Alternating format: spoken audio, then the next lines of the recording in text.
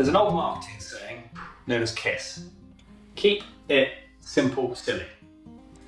It's not actually, it's keep it simple, stupid, but I changed the last one. So the basic premise of this is not overcomplicating, because if you keep things simple, they're then sustainable. If they're sustainable, you'll keep doing it.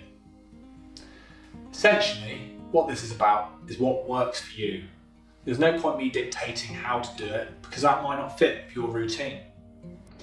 If you can stay consistent and build looking at listing sites into part of your routine, then over time you'll build up that muscle memory. And what that means is once you've got that muscle memory, you'll then have the intuition.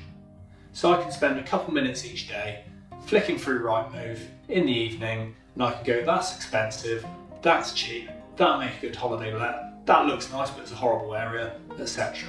And this is the stage you want to eventually get to. But like everything, it takes a bit of time and effort.